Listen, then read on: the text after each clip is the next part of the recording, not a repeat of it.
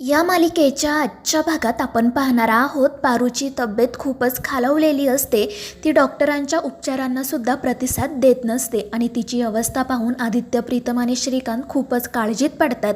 त्यातच डॉक्टर त्या तिघांना सांगतात की पारू उपचारांना प्रतिसाद देतच नाहीये. पुढचे 24 तास आपल्यासाठी खूप महत्त्वाचे आहेत आणि आम्ही आत्ता लगेच काहीच सांगू शकत नाही. आणि हे ऐकून आदित्य खूपच चिडतो. तो श्रीकांतला म्हणू लागतो की आपण पारूला दुसऱ्या एखाद्या हॉस्पिटलमध्ये घेऊन जाऊ.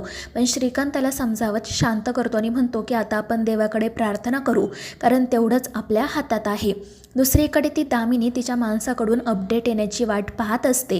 ती मनाशी विचार करत म्हणत असते की हे सगळे लोक त्या हॉस्पिटलमध्ये नेमके कोणाला भेटण्यासाठी गेले असतील. आणि त्याच वेळी मग तो हॉस्पिटलमधला माणूस तिला या तिघांचा फोटो पाठवतो आणि तो फोटो पाहून दामिनी खूपच खुश होते. तिच्या लक्षात येतं की नक्कीच पारू त्या हॉस्पिटलमध्ये ॲडमिट असणार आणि मग ती लगेच ही गोष्ट अहिल्याला सांगण्यासाठी निघते. दुसरीकडे गणी खूप रडत असतो, तर प्रिया त्याला समजावत शांत करते आणि मग ती गणीला तिच्या मांडीवर झोपवते. त्याचवेळी अहिल्या त्या ठिकाणी येते. गणीला पाहून तिला आश्चर्य वाटतं.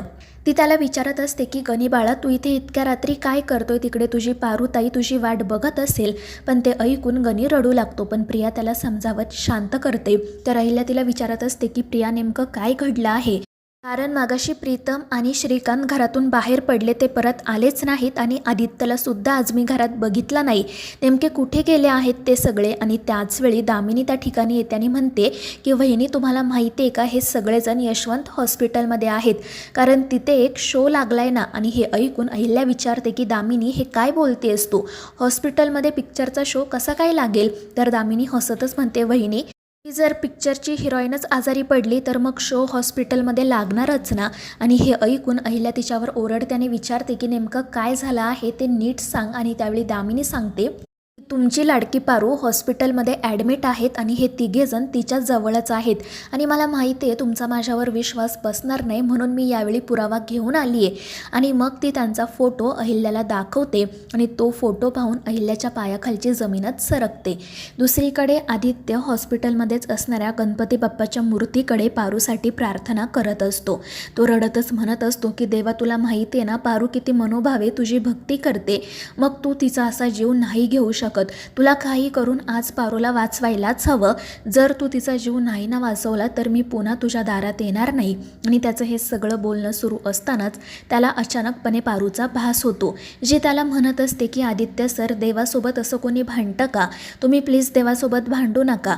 आणि माझी जायची वेळ आता जवळ आली तर मला जावं तर लागणारच ना. आणि हे ऐकून आदित्य खूप चिडतो. तो म्हणू लागतो की पारू, हे काय बोलतेस तू? मी तुला कुठेही जाऊ देणार नाहीये. पण पारू म्हणत असते की आदित्य सर, मला आता जावंच लागेल, पण तुम्ही मला वचन द्या की मी गेल्यावर तुम्ही स्वतःची, आपल्या घराची काळजी घ्याल. पण हे ऐकून आदित्य रडतच म्हणू लागतो की पारू, प्लीज असं बोलू नको. तू का निगेटिव्ह बोलतेस? मी तुला काहीच होऊ देणार नाही. पण पारू त्याचं काही ऐकतच नाही आणि मग ती तेथून निघून जाते. आणि या सगळ्या गोष्टींमुळे आदित्य तर पूर्णपणे खचूनच जातो. तितक्यात प्रीतम त्या ठिकाणी येतो, तर आदित्य रडतच त्याला मिठी मारतो.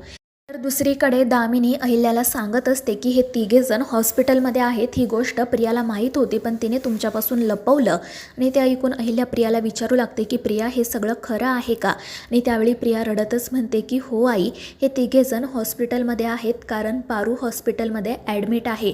आणि आम्ही तुम्हाला हे नाही सांगितलं कारण आम्हाला माहिती आहे तुमचा पारूवर किती जीव आहे ते. त्यामुळे जोपर्यंत परिस्थिती कंट्रोलमध्ये येणार नाही तोपर्यंत तुम्हाला काही सांगायचं नाही, असं आम्ही ठरवलं होतं. आणि हे सगळं काही ऐकून अहिल्या काळजीत पडते. ती विचारू लागते की पारूला नेमकं झाले तरी काय? आणि त्यावेळी गणी रडतच म्हणतो की अहिल्या मॅडम, हे सगळं ना त्या पूजेपासूनच घडते. पूजेमुळेच माझ्या तायडीची ही अशी अवस्था झाली आहे. पण ते ऐकून दामिनी गणीवरच ओरडते. पण अहिल्या तिला म्हणते की थांब, त्याला काय बोलायचं आहे ते मला कळू दे. आणि मग ती गणीला शांत करते आणि त्याला विचारते की नेमकं काय झालं मला सांग. आणि मग गणी गुरुजींनी पारूला जे काही सांगितलेलं असतं आणि मग त्यानंतर जे काही घडलेलं असतं ते सगळं तो अहिल्याला सांगायला सुरुवात करतो. आणि हे सगळं काही ऐकून अहिल्याच्या पायाखालची तर जमीनच सरकते. तर त्या प्रियाला सुद्धा खूप वाईट वाटत असतं. पारूने आपल्या घरासाठी इतका मोठा त्याग केला आहे या गोष्टीची त्यांना कल्पना येते, तेव्हा त्यांना मोठा धक्का बसतो. तर गणी रडतच त्यांना सांगत असतो की हे सगळं काही तायडीने तुमच्या घरासाठी केलं आणि ते ऐकून अहिल्या तर काळजीतच पडते. दुसरीकडे मारुती जेलमध्ये असतो आणि त्याला सतत पारूचा चेहराच आठवत असतो आणि मग त्याला हळूहळू स्वतःच्या कृत्याचा पश्चाताप होऊ लागतो. तो रडतच म्हणू लागतो, शेवटी गुरुजींनी जी भविष्यवाणी केली होती ती खरी ठरली.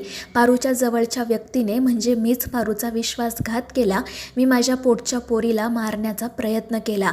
आजपर्यंत मी ज्या काही चुका केल्या होत्या त्या माझ्या पारूने तिच्या पोटात घातल्या आणि मी मात्र तिच्या एका चुकीसाठी तिला विष खायला घातलं. खरंच हे असं वागायला नको होतं, पण आता जर माझ्या पारूला काही झालं ना तर मी जिवंत राहणार नाही. आणि मग तो रडतच देवाकडे पारूसाठी प्रार्थना करू लागतो. दुसरीकडे गुरुजी त्या मंदिरामध्ये पूजा करत असतात आणि त्यावेळी आदित्यचा त्यांना कॉल येतो. तो रडतच म्हणत असतो की गुरुजी, तुम्ही जी भविष्यवाणी केली ती पारूच्या बाबतीत खरी ठरतीये का? मला खरंच पारूची खूप काळजी वाटते. जर तिच्या जीवाचं काही बरं वाईट झालं ना तर मी नाही जिवंत राहू शकणार. आणि हे ऐकून गुरुजी म्हणतात की आदित्य रडू नको, शांत हो. शेवटी जे घडायचं आहे ते घडणारच आहे. पण आदित्य म्हणतो की नाही गुरुजी, मी पारूला काहीच होऊ देणार नाही. यावेळी देवाला सुद्धा नशिबाच्या रेषा बदलाव्याच लागतील. काही झालं ना तरी मी पारूला बरं करणारच. मी तिला माझ्यापासून दूर नाही जाऊ देणार. आणि त्यावेळी गुरुजी म्हणतात की ठीक आहे आदित्य, माझ्या शुभेच्छा तर आहेच तिच्यासोबत, पण आता मी तिच्यासाठी अजून काही करता येतंय का ते पाहतो. तू काळजी करू नको. आणि त्यावर आदित्य रडतच हो म्हणतो. दुसरीकडे अहिल्याला सतत गणीने जे काही सांगितलेलं असतं तेच आठवत असतं आणि त्यावेळी मग श्रीकांतही घरी येतो. अहिल्या त्याला काळजीने पारूबद्दल विचारते तर श्रीकांत सांगत असतो की अहिल्या, पारूची तब्येत खूप नाजूक आहे ग. डॉक्टरांनी 24 तासांचा अवधी दिलाय. खरंच काय होईल हे सांगता येत नाही. आणि ते ऐकून अहिल्या खूप घाबरते. तर श्रीकांत म्हणत असतो की इतकं सगळं घडत होतं पण त्या मुलीने आपल्याला थांगपत्ता लागू दिला नाही. आणि त्यावेळी अहिल्या म्हणते की श्रीकांत, जेव्हा पारू आपल्या घरी आली होती ना रे, तेव्हा खरं तर तिचं वागणं बोलणं पाहून मला तिचा खूप राग यायचा. पण हळूहळू तिची इतकी सवय झाली की आता तिच्याशिवाय माझं पानही हलत नाही. पारूने खरंच आपल्यासाठी आजपर्यंत खूप काही केलं आहे आणि आता तर तिने आपल्यावरचं संकट तिच्या जीवावर घेतलंय. खरंच तिचे हे उपकार आपण कसे फेडणार आहोत काय माहिती. तर श्रीकांतही म्हणत असतो, हो ना अहिल्या, म्हणजे आजच्या काळामध्ये आपल्या मालकांसाठी, आपल्या जवळच्या कुटुंबासाठी इतका मोठा त्याग कोणीच करत नाही ग. मग या मुलीने इतका मोठा त्याग कसा काय केला काय माहिती. तिने स्वतःच्या जीवाचा सुद्धा विचार केला नाही. आणि ते ऐकून अहिल्या रडतच म्हणते की श्रीकांत, अगदी खरं आहे तुझं आणि मला पारूला भेटायचं आहे, तिच्याशी बोलायचं आहे रे, पण आता मी तिच्या नजरेला नजर नाही देऊ शकणार. कारण तिने आपल्यावर हे जे काही उपकार केले आहेत ना त्या उपकारांची आपण कधीच परतफेड करू शकत नाही.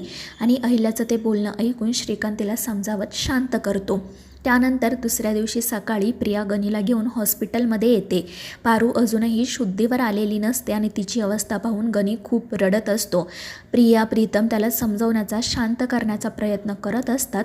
पण तो सतत एकच म्हणत असतो की माझ्या तायडीला काही करून लवकरात लवकर बरं करा, मला तिची अशी अवस्था नाही बघवते. आणि त्यावेळी आदित्य मात्र एकदम शांतपणे बसून असतो. तर मित्रांनो, या मालिकेच्या पुढील भागांच्या अपडेट्ससाठी आपल्या चॅनेलला सबस्क्राईब करा.